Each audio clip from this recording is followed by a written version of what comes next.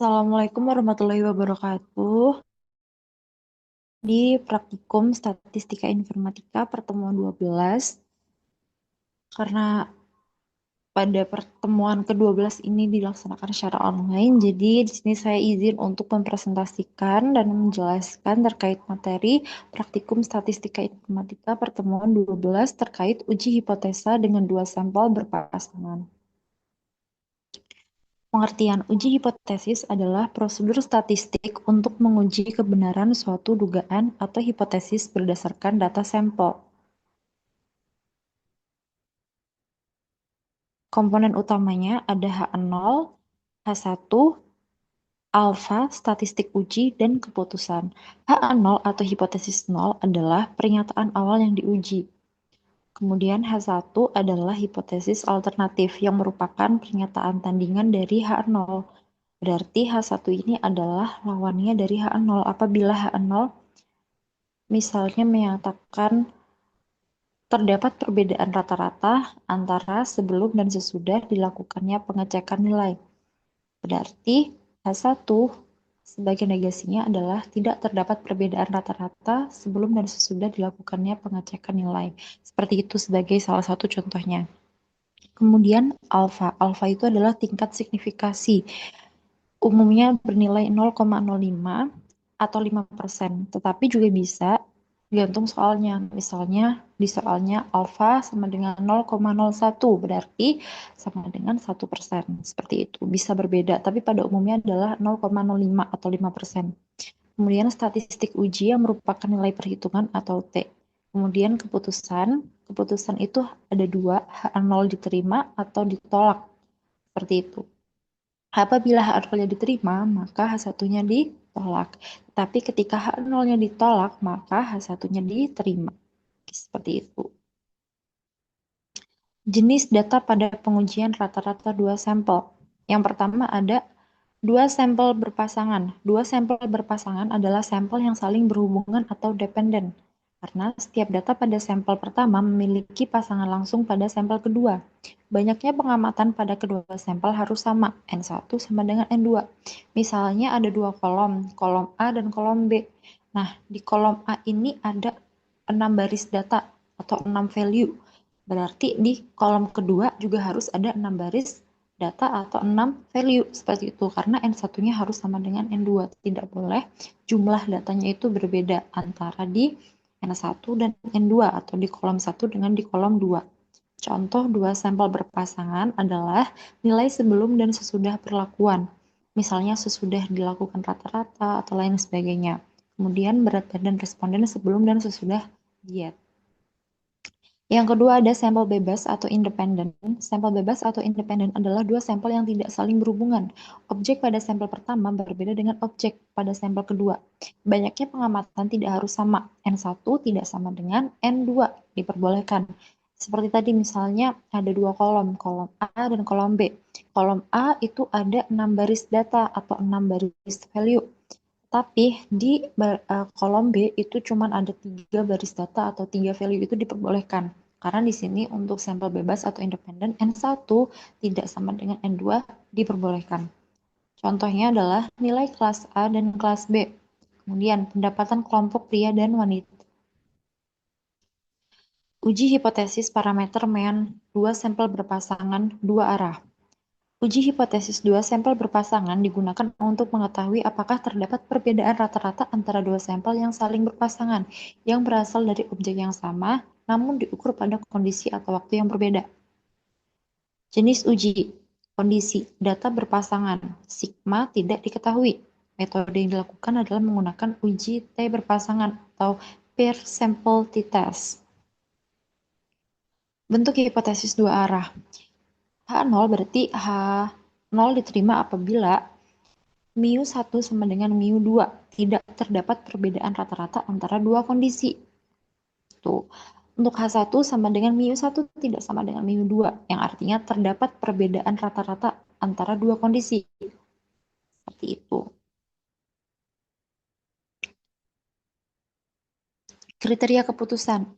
Jika nilai seek to tell ini akan kalian amati di SPSS, kurang dari alfa penelitian biasanya 0,05, tapi bisa juga 0,01 atau 0,003 tergantung soalnya. Maka H0 ditolak dan H1 diterima. Ingat ya, kalau seek to tell kurang dari alfa penelitian, maka H0 ditolak dan H1-nya pasti diterima. Kalau ada salah satu yang ditolak, berarti ada salah satu yang diterima. Jangan lupa ditulis lengkap di bagian analisis dan kesimpulan. Kemudian jika nilai seek to tell lebih dari atau sama dengan alfa penelitian 0,05 biasanya, H0 diterima, HA ditolak. HA ini sama dengan H1. HA atau H1 ini sama. Seperti itu. Terus kesimpulan. Nah, ini penting untuk kalian nanti menarik kesimpulan. Jika H0 ditolak, maka dapat disimpulkan bahwa terdapat perbedaan rata-rata yang signifikan antara dua kondisi yang dibandingkan. Sebaliknya, jika H0 diterima, maka dapat disimpulkan bahwa tidak terdapat perbedaan rata-rata yang signifikan antara dua kondisi yang dibandingkan. Seperti itu. Kemudian, ini ada contoh kasus. Ini contoh kasus aja, teman-teman memperhatikan aja, tidak perlu dicantumkan di langkah praktikum, karena di langkah praktikum ada studi kasusnya sendiri. Ini sebagai contoh studi kasus aja. Seorang pengusaha ingin mengetahui apakah terdapat perbedaan rata-rata penjualan per hari karyawannya sebelum dan sesudah diterapkannya sistem insentif baru. Berarti ini membandingkan perbedaan rata-rata penjualan per hari karyawan sebelum dan sesudah diterapkannya sistem insentif baru.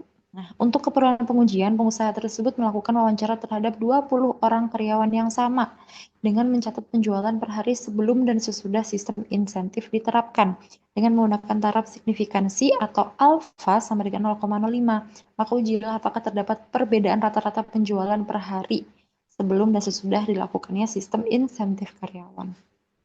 Nah, berarti H0-nya itu tadi menyatakan bahwa terdapat perbedaan rata-rata penjualan per hari karyawan sebelum dan sesudah diterapkannya sistem insentif baru. N-nya sama dengan 20. Kemudian alfanya 0,05. Di sini tidak diketahui sigma. Dan N-nya juga sedikit ya, cuma 20. Maka ini digunakan metode per t-test gitu. Atau uji t-test sampel berpasangan gitu ya. Di sini ada tabel, ada 3 kolom, karyawan sebelum dan sesudah. Untuk di SPSS, karyawan bebas mau dimasukkan atau tidak di variable view, itu bebas. Karena di sini karyawan tidak wajib dimasukkan ke variable view, karena cuma urutan aja. Gitu. Yang paling penting sebelum dan sesudah. Terus di SPSS-nya gimana? Nah, seperti biasa, kalian ke variable view dulu. Bebas untuk karyawannya mau dimasukin atau tidak. Nah, di sini saya masukin ya karyawannya. Terus sebelum dan sesudahnya juga pasti harus dimasukin. Tipe data dilihat semuanya harus numerik yang mau diproses karena SPSS tidak bisa memproses tipe data string seperti itu karena kemarin banyak yang menggunakan string makanya tidak keluar di outputnya. Width-nya 8, default aja, desimalnya 0. Ini bisa disesuaikan dengan soalnya. Kalau teman-teman lihat di soalnya itu ada nilai koma-koma, silahkan disesuaikan. Di belakang koma itu ada berapa? Misalnya di belakang koma ada 3 angka, ya udah desimalnya berarti 3 gitu. Karena kebetulan angkanya tadi integer semua atau bilangan bulat, maka desimalnya di sini 0. Labelnya dikosongin, values-nya none, missing-nya none, columns-nya 8, align-nya right. Ini default aja semuanya. Untuk measure-nya dipastikan harus scale, karena kalau kalian lupa mengubah measure-nya ke scale dan itu masih nominal, itu nanti tidak bisa diproses di SPSS. Untuk role-nya bebas, kalau di SPSS yang 16 itu sepertinya tidak ada role, tapi kalau di IBM itu ada role input. Kalau nggak ada role-nya, it's okay. Terus kalau udah ke data view, nah silakan diinputkan semua datanya sesuai dengan yang ada di soal. Teman-teman harus rechecking juga atau ngecek ulang apakah semuanya per baris itu sudah sesuai dengan yang ada di soal. Karena ketika teman-teman typo di satu baris aja, misalnya di kolom sebelum baris 1 itu teman-teman typo jadi 1500, maka nanti hasilnya pasti akan berbeda sangat jauh gitu karena kan perbedaan dari 1050 dan 1500 itu jauh sekali gitu. Jadi tolong dicek lagi nanti kalau misalnya bener-bener nggak ketemu tapi kok hasilnya beda dari temennya atau gimana, nah nanti ditulis aja mungkin ada human error di situ. Kemudian teman-teman ke analyze, kemudian ke compare means. Nah, di situ kita tidak menggunakan one sample t-test lagi. Kenapa? Karena ini kan uji sampel berpasangan, berarti pakai yang per sample t-test. Ini harus diperhatikan, jangan salah gitu. Per sample t-test, kalian klik.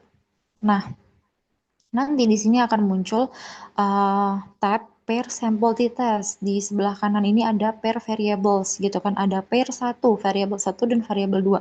Silakan untuk sebelumnya dipindah variabel sebelum itu dipindah ke kotak per variables untuk variabel one menggunakan row. Nah, seperti ini. Jadi sebelum itu ditaruh di variabel satu harus urut. Kemudian sesudah ditaruh di variabel 2 gitu. Nah, ini maksudnya apa? Bahwa kita sedang menganalisis satu pasang sampel gitu ya. Di mana variabel satunya itu adalah sebelum dan variabel 2-nya adalah sesudah.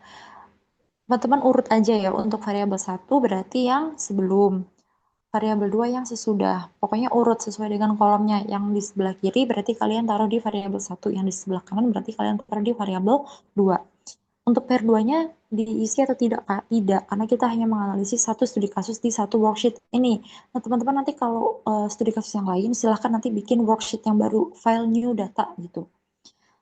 Jadi ini untuk di sini pair 2-nya tidak perlu diisi, karena kita cuma menganalisis satu studi kasus aja di sini. Gitu. Kalau udah teman-teman ke option, nah confidence interval percentage itu diisi apa? 100% dikurangi alfa. Tadi di soal alfanya adalah 0,05, berarti 5%. Maka 100% dikurangi alfanya yaitu 5% adalah 95%. Nanti disesuaikan dengan alfanya. Kalau udah klik continue, setelah itu kalian klik OK. Nah, ini ya teman-teman. Yang perlu diperhatikan, di sini ada tiga tiga tabel ini ya.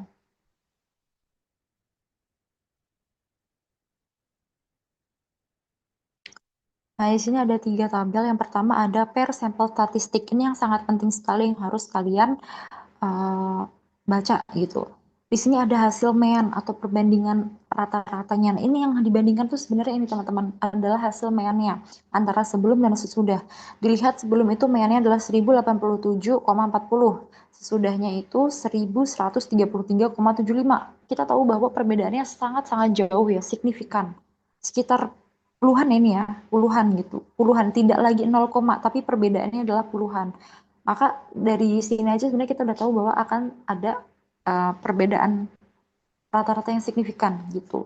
Terus setelah membaca yang per sampel statistik, teman-teman baca yang per sampel test. Ini yang penting.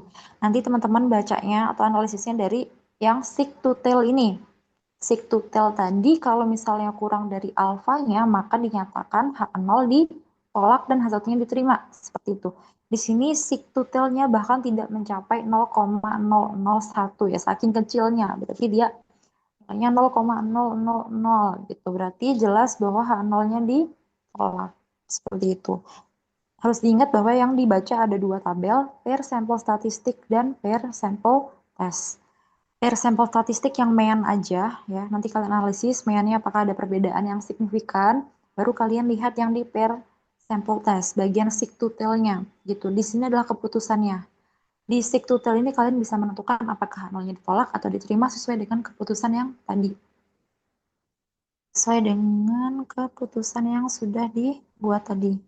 Ditentukan ya, nih kan ada kriteria keputusan. Jika nilai seek to tell kurang dari alfa penelitian, maka H0 ditolak dan H1 diterima. Jika nilai seek to tell lebih dari atau sama dengan alfa penelitian, 0,05 maka H0 diterima dan HA atau H1 ditolak gitu.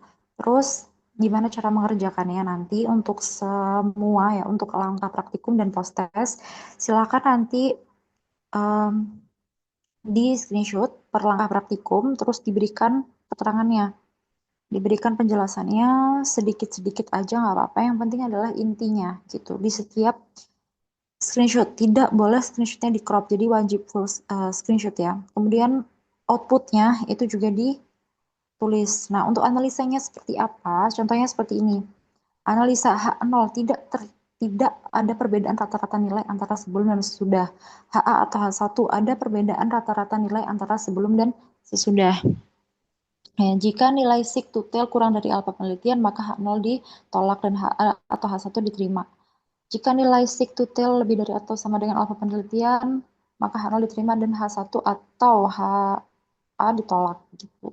Berdasarkan hasil di atas, bahwa diketahui 0,000 kurang dari 0,05 artinya H0 ditolak dan HA atau H1 diterima. Maka kesimpulannya ditulis, berdasarkan hasil uji per sampel t-test diperoleh nilai SIK-tutel sebesar 0,000 yang lebih kecil dari si alfanya 0,05. Dengan demikian H0 ditolak dan HA diterima. Artinya, ini yang penting ya teman-teman, jangan lupa disertakan.